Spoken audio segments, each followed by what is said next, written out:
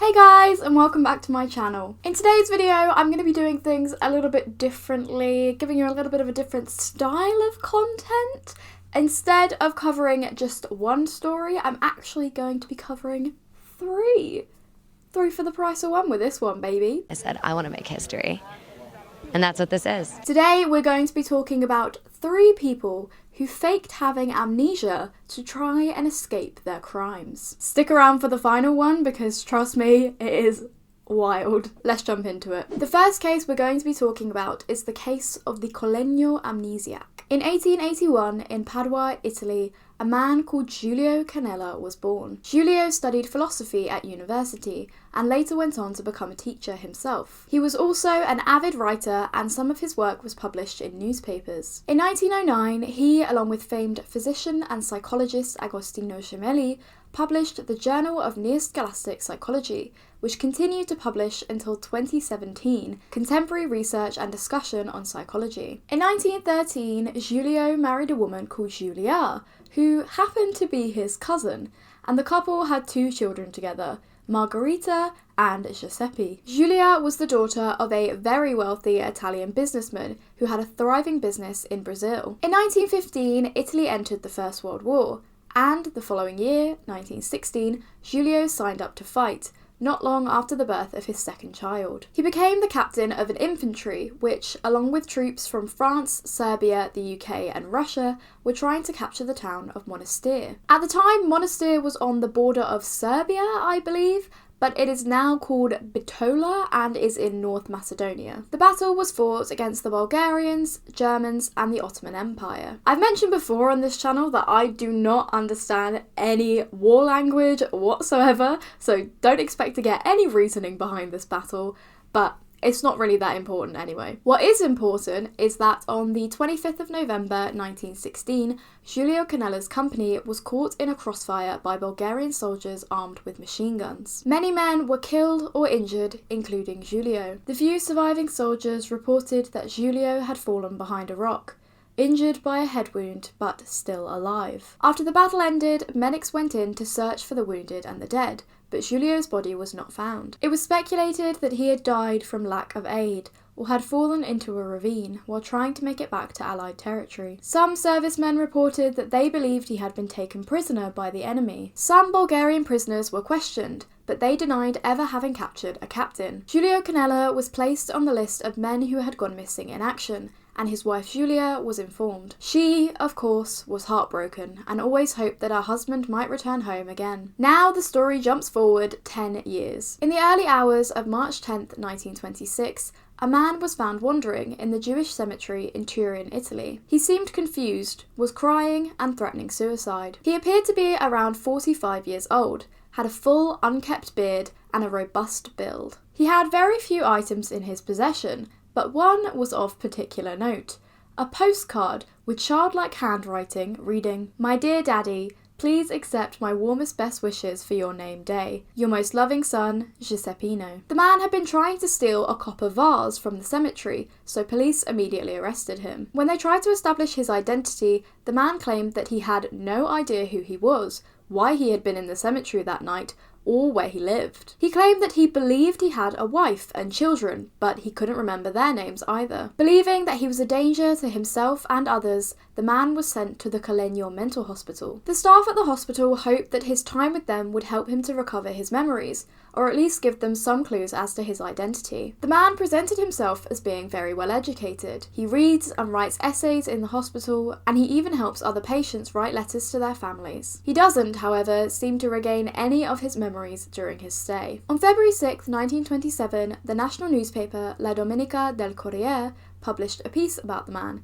who had now become known as the Smemorato di Collegno, or the Colonial Amnesiac, in their column Who Has Seen Them. The piece described the man's story, how he couldn't remember who he was, and also published a picture of him, in the hopes that somebody would see him and recognise him. And they did. Giulia Canella, upon seeing the article, believed that the man was in fact her long-lost husband, and quickly contacted the hospital to arrange a visit on the 27th of February. The man apparently did not take well to visitors, so the meeting was to take place without his knowledge. The plan was that the man would be taken to the hospital garden, where Julia would casually stroll past him. The man did not react when he saw her and did not show any signs that he recognised her whatsoever. Julia, however, continued to claim that this man was definitely her husband and requested that another meeting take place the next day. This time, the man told his doctors that he vaguely recognised the woman and said that he thought some memories were coming back to him. In the third meeting, Julia burst into tears and the man went over and hugged her. By their fourth meeting, the doctors were convinced that this man was in fact Professor Giulio Canella,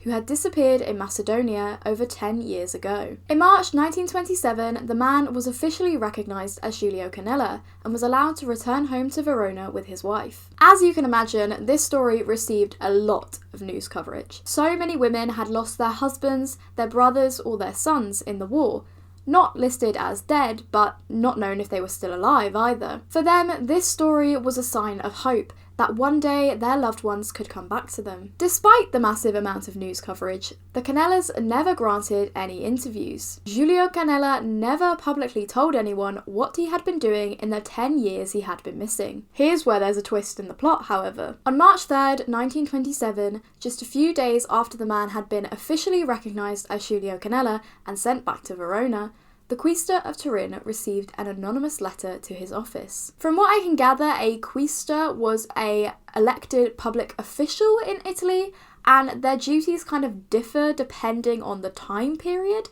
but I believe they were in charge of things like public spending. Anyway, the Quaestor received an anonymous letter saying that the man that he just released was not, in fact, Giulio Canella, and was actually a man called Mario Brunei, who was an anarchist and con artist who had been wanted by the police since 1922. Mario Brunei was born in Turin in 1886, so was a couple of years younger than Giulio Canella. He had an extensive criminal record, having previously served time for accounting fraud and stealing, and was now wanted in a number of cities along with a woman called Camilla Giardini. 6 years earlier, Brunei had abandoned his family and run away with Camilla, who also had a long criminal record, including things such as crimes against property and sex work. Camilla later told police that on the morning of March 10th, 1926, Brunei had told her he was going to the cemetery, the same place and the same date that the amnesiac was found. The police record on Brunei contained a detailed physical and psychological profile, which matched the Colonial Amnesiac to a T. 3 days later, on March 6th, 1927, the Quaestor was firmly convinced. He had been tricked. He ordered the amnesiac be arrested and returned to Turin. 2 days later, Mario Brunei's family were brought to Turin to identify the man. Among the family were his wife, Rosa, their 14-year-old son, Giuseppino, as well as his sisters, Maria and Matilda, and brother, Felice. All of them confirmed that the man was indeed Mario Brunei. The man, however, claimed that he didn't know the family at all and faked a fainting spell. The Quaestor of Turin ordered that the man be fingerprinted and that his fingerprints be compared with the ones on file for Mario Brunei. They matched 100%. The man was, without a doubt, Mario Brunei. Brunei had an outstanding prison sentence of 2 years, and the amnesiac was ordered to stay in the Colonial Mental Hospital whilst a trial to confirm his identity was arranged. Despite the evidence, Giulia Canella continued to maintain that the man was her husband, Giulio. Due to the status of her family name and her wealth,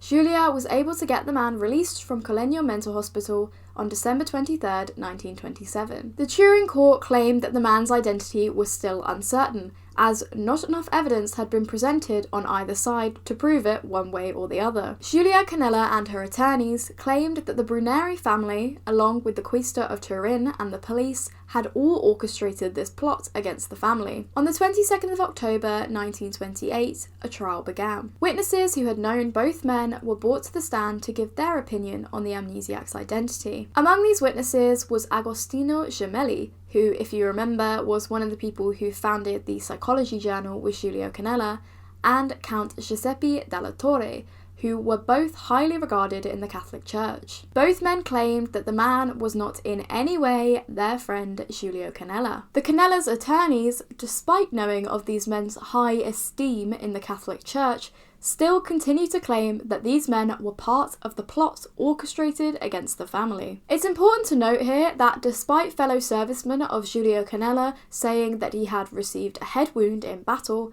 the amnesiac did not show any signs of scarring or a head wound that would line up with this story. The trial lasted for 2 years and ended up with the man's identity being confirmed as Mario Brunei. Giulia appealed this ruling, but was unable to get a retrial until 1931. During these years, the man continued to live with Giulia, and the couple had 3 children together: Elisa, Camillo, and Maria. After a second appeal was rejected, the amnesiac was sent to prison to carry out the rest of Brunei's sentence. During the time he was imprisoned, Giulia continued to write letters to the man. In 1931, the 5th and final trial was held in the Cassazione Court, Italy's highest court. The 14 judges were equally divided.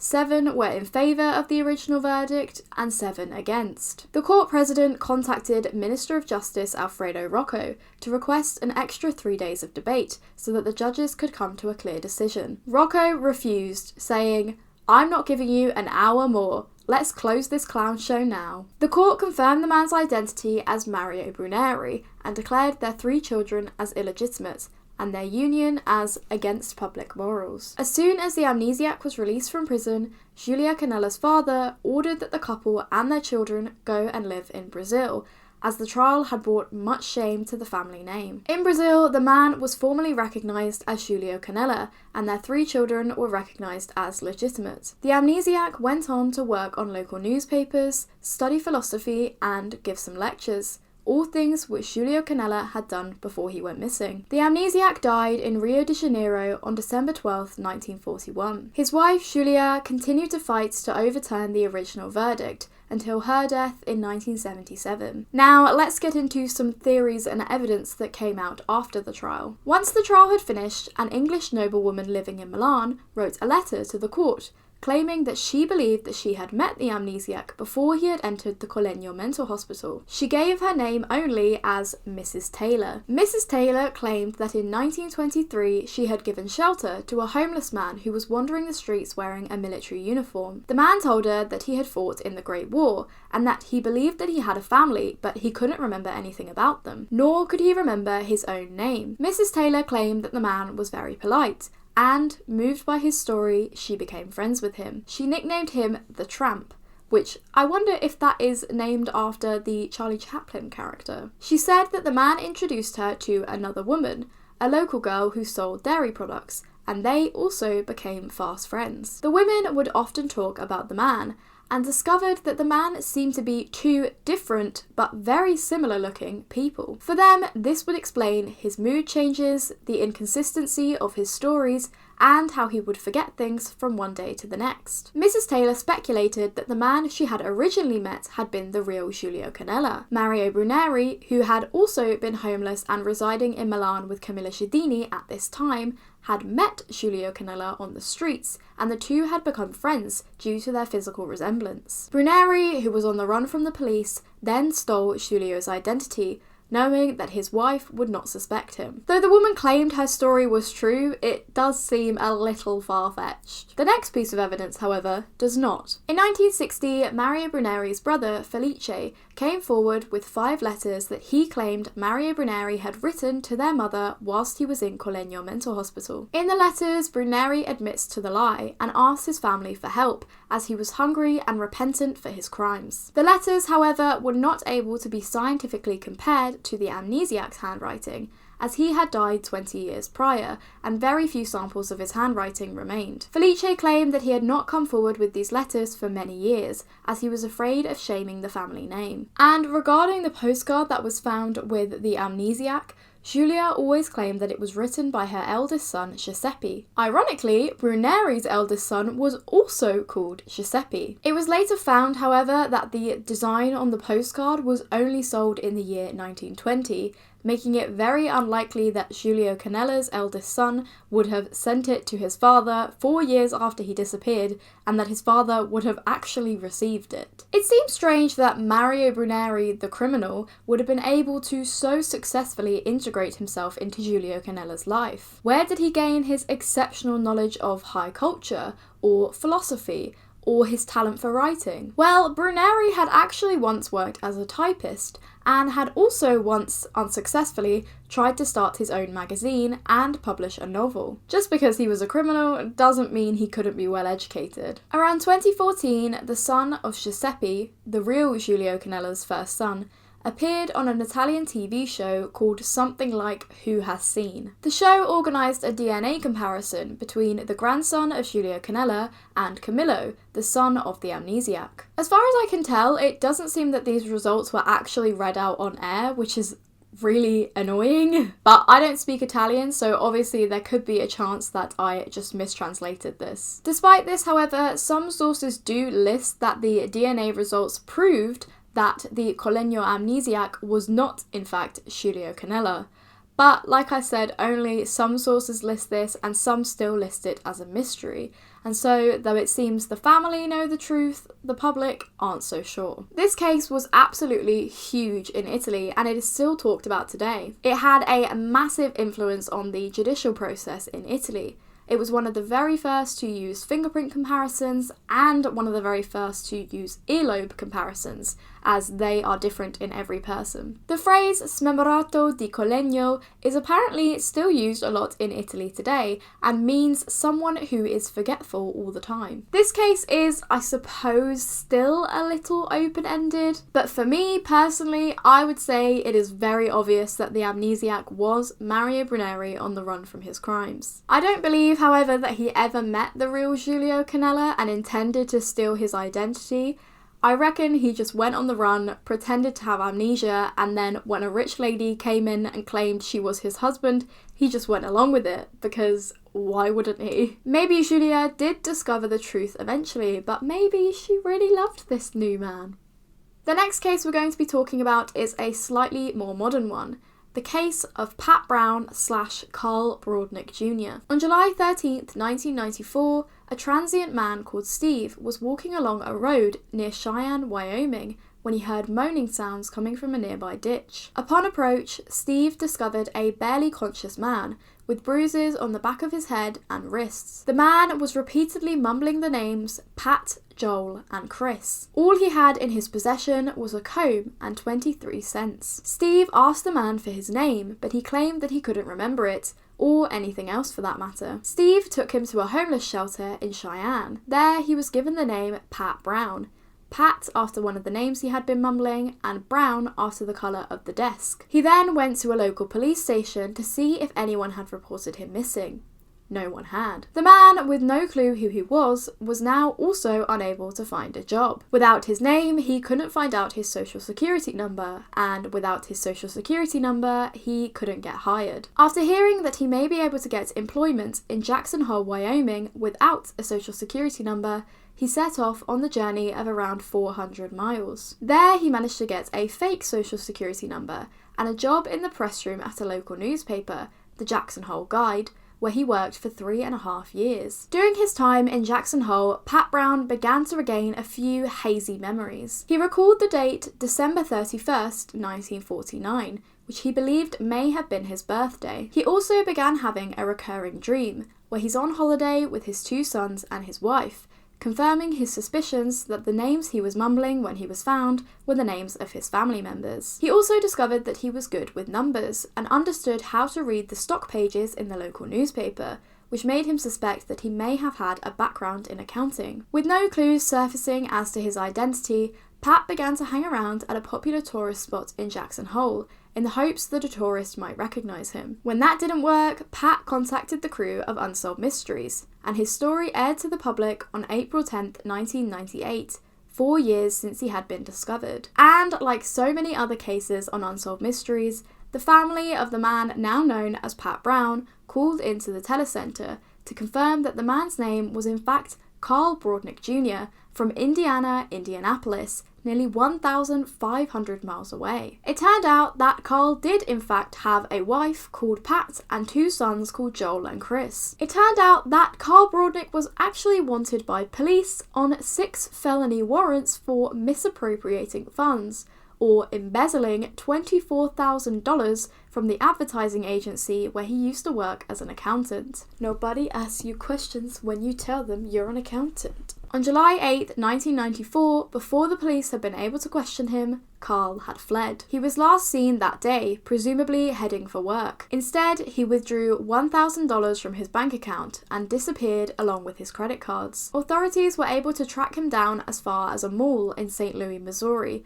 but there they hit a dead end. A private investigator hired by the family managed to track him to Denver, Colorado, where credit card receipts showed that he had bought some clothes. After that, all trace of Karl Broadnick vanished. It was only 5 days after he had left his home in Indiana that Karl Broadnick was discovered in Wyoming, claiming no memory of who he was and carrying absolutely none of the money or credit cards that he had brought with him. Broadnick continued to tell police that he could not remember committing the crime or how he got to Wyoming in the first place. The police, however, did not buy this story whatsoever. Marion County Sheriff's Detective Donald Lee, who had been in charge of Broadnick's disappearance from the beginning, publicly stated, "Maybe he does have amnesia, but I'm not that naive. It's just too coincidental.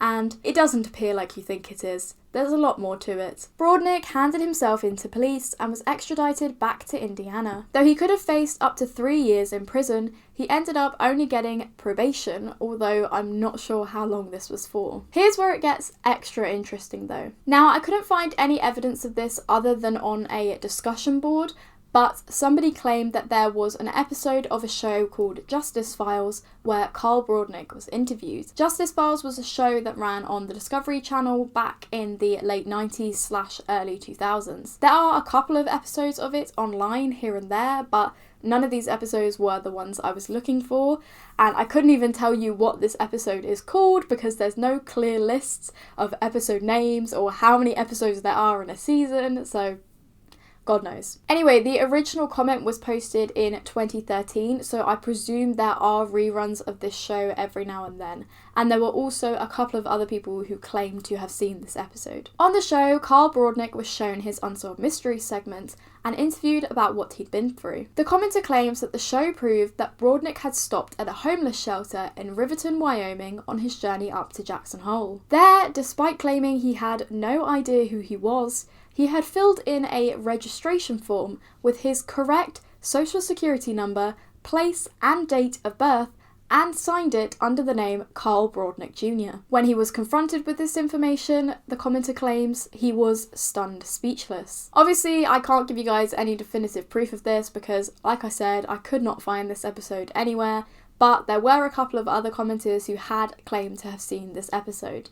Plus, the police obviously had some reason not to believe his story. I couldn't find many updates after this, but I would be very curious to know if Karl went back to Indiana to live with his family again. It seems to me that Karl may have been robbed in Wyoming and possibly didn't remember who he was initially, but I think he realised eventually, and he just figured that the amount of time had passed where he wouldn't end up getting charged for his crime, and just contacted Unsolved Mysteries because he just wanted to go home again. And finally, our final case is another Unsolved Mysteries one, but with one hell of an update.